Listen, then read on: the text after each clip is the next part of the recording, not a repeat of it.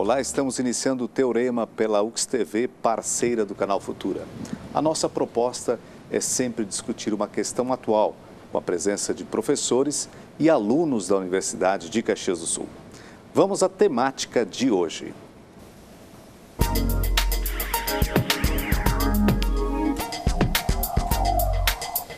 Você já parou para pensar na importância dos nossos dados pessoais?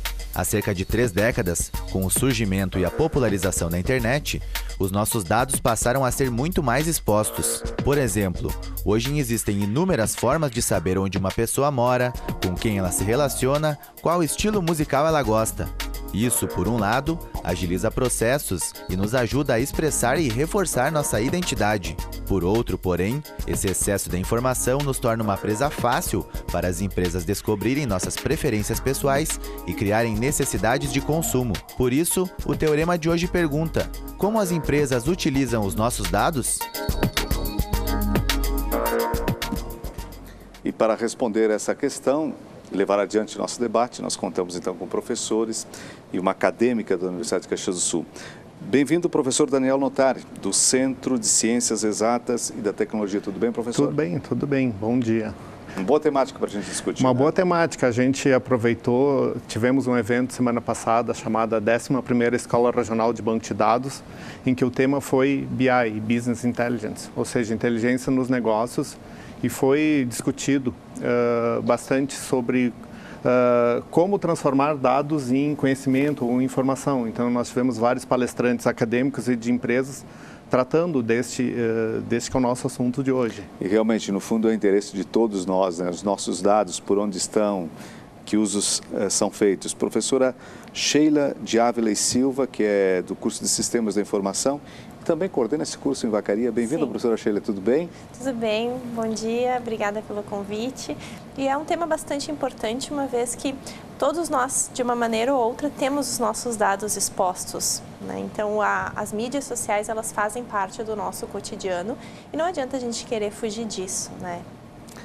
Acadêmica de Tecnologias Digitais da UX, a Tatiane Tomé. Bem-vinda, Tatiane, tudo bem? Tudo bom, muito obrigada. E tu escolheu esse curso por quê, Tatiane? Então, eu escolhi esse curso justamente porque ele puxa para a área da informática, mas ao mesmo tempo ele tem uma parte um pouco mais artística e eu acho essa união muito interessante. É uma união legal para poder estar atuando no mercado. Certamente, porque hoje precisamos das duas coisas, né, professor? Com certeza, né? O curso, especialmente dela, une comunicação e computação, né? E ele tem um viés muito forte, né, para tratar com imagem, com gráfico, e redes sociais faz parte, né, da temática, né, deles. Então, trabalhar com dados de uma maneira diferente, né, também. Professores e também Tatiane, às vezes as pessoas se surpreendem, até nós, né? Poxa, mas estou recebendo informações, sabem que eu pesquiso isso, que eu pesquiso aquilo, né? A minha ordem de pesquisa já sabem também, enfim. Sim. Mas onde é a origem de tudo isso? Porque nos preocupamos com o uso que as empresas fazem dos nossos dados, mas somos nós os primeiros responsáveis por isso? Começamos a expor. Como é que é, professor Daniel? Nós temos uma origem, que é nos buscadores, né? Então, a gente costumeiramente usa lá Google, Bing e Yahoo. Então, todas as nossas pesquisas, eles armazenam. E aquilo que a gente repete, sobe, eles fazem um ranking dos dados preferenciais. Se eles não sabem o nosso nome, o nosso usuário, eles fazem por IP, né? Pelo local que a gente pesquisa. E aí eles vão... se a gente vai lá e faz uma pesquisa, por exemplo, sei lá, bola de futebol, a partir dali, qualquer site que a gente entra, que tem aqueles lugares de publicidade, começam a aparecer os produtos que a gente foi pesquisando, né? Ou que a gente quer comprar. Então, esse é uma das origens que eles armazenam muito os nossos dados e vão submetendo preferências, né? Outro é os e-mails, né? Por exemplo, se a gente usa o Gmail, a gente sabe que lá em cima, na parte, tem lá em cima pesquisa, logo embaixo aparece sempre preferências, né? Ou recomendação, a gente chama de sistema de recomendação, né? Que a partir das nossas pesquisas, ou eles vão, no caso ali, se é Gmail ou Yahoo, sei lá, MSN, Hotmail, eles vão analisando e vão colocando, mesmo que seja só para a gente, né? Ou aberto na internet. E também de acordo com o conteúdo das mensagens que a gente envia e recebe. Então, conforme for o conteúdo, se a gente estiver fazendo alguma pesquisa, de repente, sobre viagem, vai aparecer propagandas do Decolar, por exemplo. ou até em função de que a gente conversa às vezes com os acadêmicos, falando de trabalho de conclusão de curso, aparece propaganda de universidades à distância. Então, todo esse conteúdo, ele é sim analisado. Às vezes, não que eles vão gravar exatamente o que a Sheila de Evelyn Silva pesquisou no dia tal, mas eles estabelecem um perfil de pesquisa. Então, eles colocam ali a localidade, eles têm os nossos dados quando a gente faz o cadastro, e a partir disso, eles vendem esses perfis para as empresas. Os nossos dados, e não é crime, os nossos dados, eles são vendidos. Não exatamente os nossos dados pessoais, mas os dados do perfil do qual a gente faz parte. Então, isso é legal, não é crime.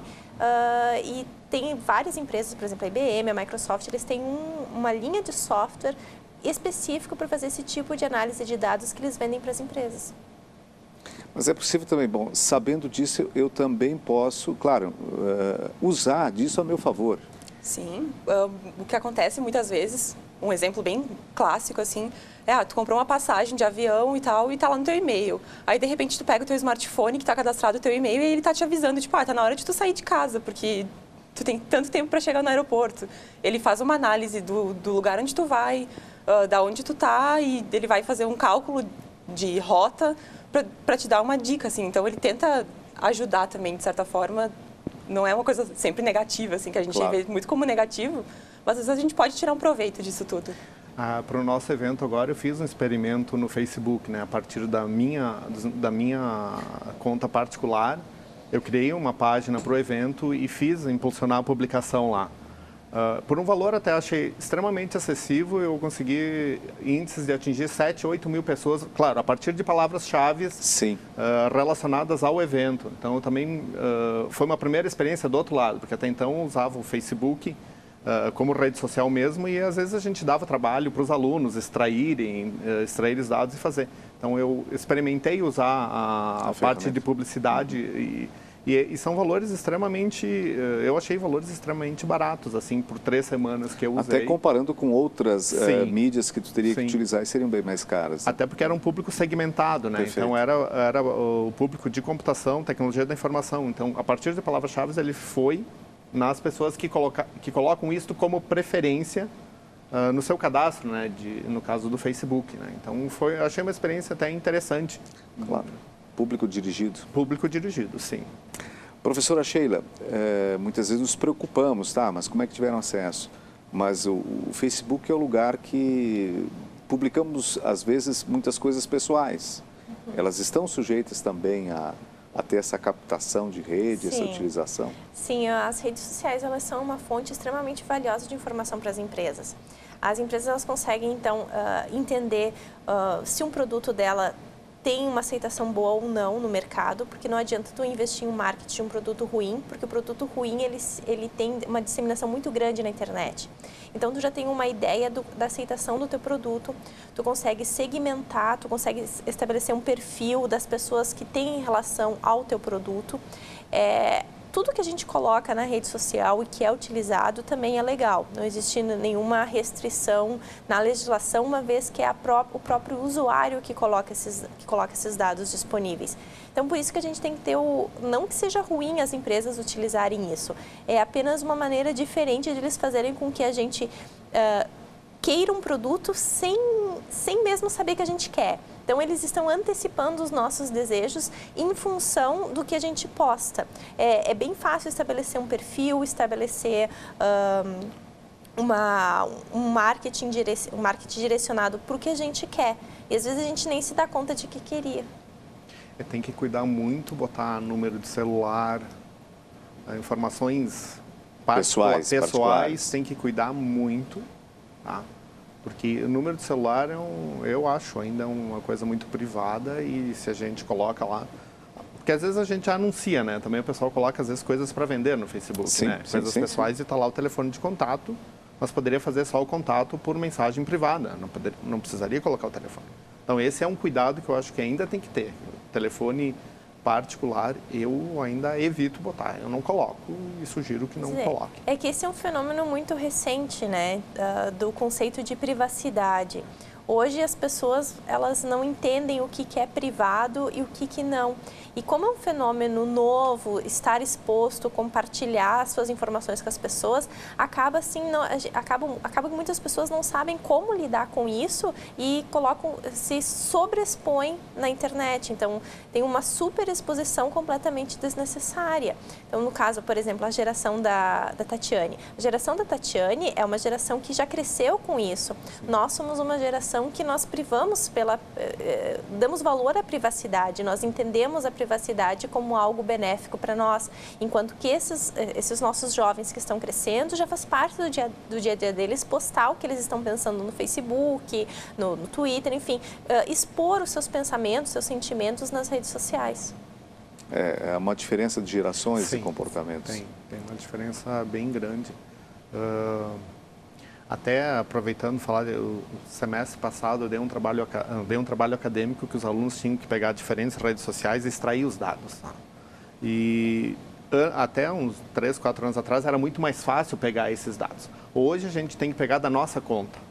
A gente conseguia pegar eles dados de diferentes usuários, diferentes contas. Então os alunos sentiram extrema dificuldade de baixar os dados. Por quê? Porque essas empresas tipo Facebook, Twitter, Spotify e outras redes sociais se deram conta do valor que tem ali. Então, elas querem que a gente contrate os serviços deles para fazer essa análise de informações. Já que nós estamos falando o que as empresas fazem com isso, então, as próprias grandes empresas das redes sociais, claro, eles vêm como um negócio, e era mais fácil antes baixar esses dados. Hoje é mais limitado à nossa conta, aos nossos amigos, tá? Mesmo baixar por software, né? Então. Um exemplo importante foi da cerveja Corona, que agora é vendida no Brasil também.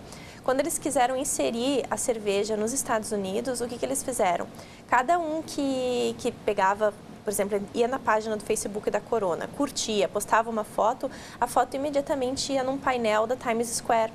Então, tu curtia, tu estava vendo a tua foto no painel da Times Square, tu batia uma foto, botava no teu perfil com a hashtag da Corona e assim eles conseguiram inserir mais facilmente a marca no mercado. Quem é que não quer se ver num painel da Times Square? Né? Então, isso gerou um volume de curtidas e de informação relacionada à Corona bastante importante. E é um jeito, então, de utilizar as mídias sociais, utilizar os dados como propulsão da marca. Daniel, as empresas já tentam prever o futuro a partir de informações que surgem aí, é isso? É isso. Eu tenho um case que eu assisti uma apresentação ano passado, um simpósio brasileiro de banco de dados, em que nos Estados Unidos eles pegaram os dados de 2 anos dos táxis de Nova York. É um trabalho da pesquisadora Juliana Freire, até brasileira, radicada lá, em qual eles sobrepuseram os dados de 2 anos de milhares de corridas, tá? E na sobreposição dos dados apareceu o mesmo comportamento, tá, dos nova-iorquinos. Onde apareceu discrepâncias, eles foram analisar esses pontos e foi onde aconteceu uma greve, onde aconteceu previsão de furacão ou de tufão, enfim, onde aconteceu... Um episódio que alterou o comportamento. Então, eles foram analisar os dados e o comportamento do nova-iorquino mudou quando algum evento... E eram poucos, mas assim, a análise de dados de 2 anos se mostrou o mesmo comportamento, que mais chamou a atenção dos pesquisadores, né? Então, eles tiveram acesso aos dados, né, das empresas de táxi, lá todos eles têm sensor, GPS, então tudo monitorado, e eles tiveram essa análise, chegaram a algumas conclusões de comportamento, né, que as pessoas tinham o mesmo comportamento numa cidade super movimentado, muita gente, né? Muita gente do mundo todo, né? Que a gente poderia imaginar maiores alterações ainda. Tem uma frase tradicional, né? Que a nossa produção lembra: quando algo é grátis na internet, o produto somos nós. Será que é por aí? Quem quer falar? Tatiane? Tatiane.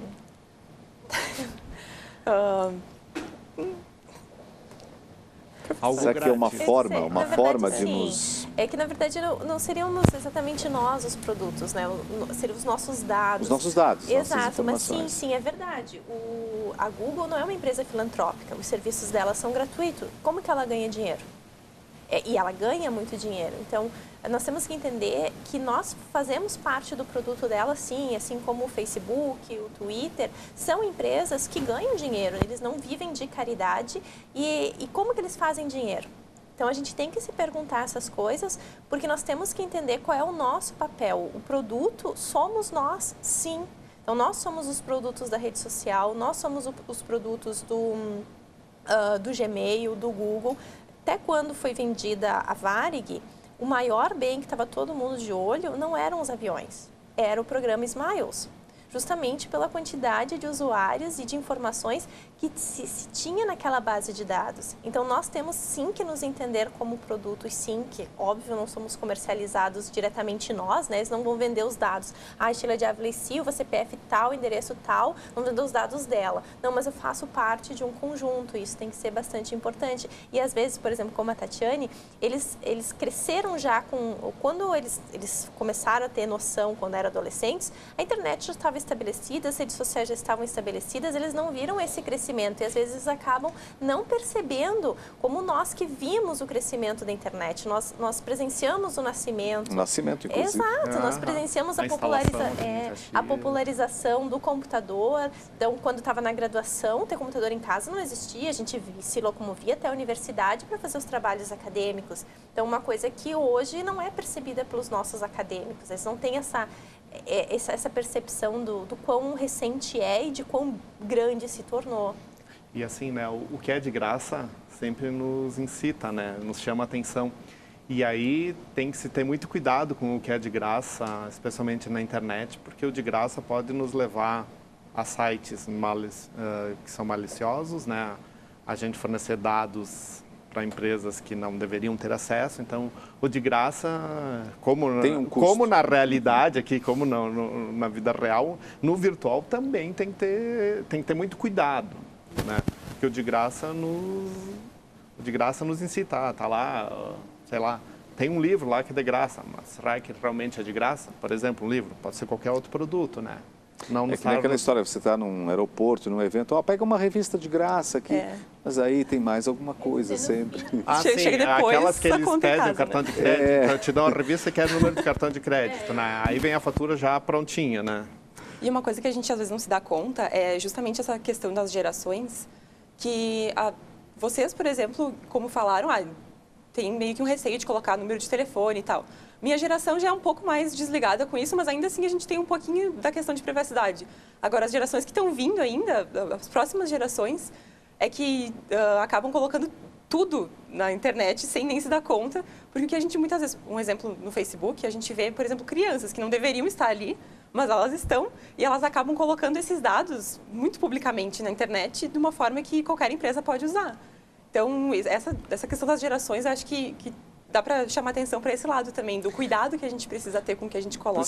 Precisaríamos trabalhar a educação. Na verdade, isso deveria constar no processo educativo da família e talvez da escola também. O conceito de privacidade. Hoje existe o cotidiano básico virou um show. Então, não existe um adjetivo para isso, mas eu sei que tudo é feito sobre as coisas mais básicas. Por exemplo, um almoço é feito como se fosse o maior evento do mundo, quase um efeito pirotécnico em cima de uma coisa que é muito básica, que a gente sempre fez e que nunca postou antes, né? Então, às vezes, essa necessidade, essa dependência acaba sendo muito exagerada, justamente em função do novo e de não saber como lidar, porque é legal. Então, é legal tu postar, as pessoas comentarem, curtir. Então, existe uma coisa legal, porque somos seres sociais. Então, isso, sem dúvida. Então, muito assim, bom. o que até os meus alunos comentam, o que as mídias sociais fazem? Elas digitalizaram a fofoca. Né? Então, hoje a fofoca, ela é digital. Então, e o mundo é movido a fofoca, não adianta. A fofoca, ela existe. E uma parte dela você pode editar ainda. Né? Mas uma vez estando na rede, vai estar eternamente na rede. Então, é essa preocupação também que nós temos. Sim, isso é um fato importante. Que às vezes as empresas não vão usar a nossa fofoca, mas futuramente isso pode nos prejudicar em questões profissionais, no futuro emprego. Então, esse tipo de nós temos que ter, que não diretamente vai ser usado no marketing para a gente, mas no nosso futuro profissional. E às vezes, até no campo de opiniões, você fica pensando, será que a pessoa pensou antes? Ela pensou e publicou, mas ela não pensou antes de publicar. Não, isso acontece até com a gente, né? Às vezes acontece e ainda bem que às vezes dá para excluir, né? Às vezes a gente vai lá e coloca alguma coisa de sangue quente e às vezes dá para excluir. Mas às vezes aquilo fica e se propaga, né? E às vezes se cria um tumulto. Se uma pessoa no mundo já fez uma imagem daquela mensagem que você Sim, já postou, retweetou, compartilhou, coisa, pronto. Não existe mais o anonimato, ele existe, né? Então, que nem a gente estava falando dos exemplos do táxi, outro exemplo... Microfone, professora, melhorar nosso áudio. Não tem problema. Um outro exemplo foi que uma loja dos Estados Unidos, ela pegou os perfis de compra de todas as pessoas, todos os seus clientes, e ela estabeleceu um perfil dos compradores, das gestantes nos primeiros meses de gravidez. Então, ela colocou ali 25 itens que faziam parte das compras das mamães que estavam até o 3º mês de gravidez. E, a partir disso, mandava cupons de desconto para os produtos da segunda parte da gravidez. O que aconteceu? Um pai de uma adolescente chegou na loja e disse, olha, vocês parem de mandar esses cupons de desconto de roupinha de bebê, de carrinho, porque minha filha é uma adolescente, ela está na escola, tem 16 anos, vocês estão estimulando ela a ficar grávida? Daí o gerente se desculpou, ligou para a casa do pai, disse, olha, realmente eu sinto muito, foi um erro do nosso sistema. E ele disse, não teve erro, estavam acontecendo algumas coisas aqui em casa que eu não sabia, minha filha realmente está grávida e o bebê é para agosto. Ser o último a saber hoje está mais grave ainda a escala dessa questão. Estamos quase encerrando, uma palavra final, professor. Uma coisa que me surpreende muito são as crianças de hoje em dia, né? Aquilo que a Tatiane falou. Eu me surpreendi muito quando vi a minha sobrinha de 4 anos pegar um iPhone e ir sozinha navegar até os vídeos. Me surpreendi recentemente, minha outra filhada de 3 usando o WhatsApp e elas colocando só de carinhas, e aí a minha esposa estava escrevendo e ela perguntou para a mãe, mas por que ela não está usando as carinhas? Então, as crianças já estão usando, já estão publicando, já estão gerando dados. Então, certamente. Temos que ter cuidado também com isso. Tatiane, para encerrar. Teu futuro, estudando, entusiasmada com isso? Então, eu acho que as mídias digitais, elas estão presentes na nossa vida. E não é uma coisa que a gente pode escolher se a gente quer ou não utilizar. A gente vai acabar utilizando de uma forma ou outra. Agora, o que a gente tem que pensar realmente é como que a gente quer utilizar isso. A gente tem que usar isso com segurança e saber que nossos dados vão estar sendo usados por alguma outra pessoa em algum outro momento. Isso pode ser bom para nós, mas também a gente tem que ter um certo cuidado para não virar uma coisa contra nós.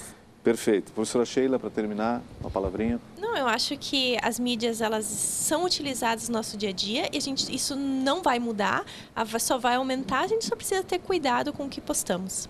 Ok. Muito obrigado, professores. Obrigado, Tatiane, pela presença, pelas informações que nos trouxeram. O Teorema de hoje termina por aqui. Nós voltamos na próxima edição com outra pergunta para o debate. Até lá.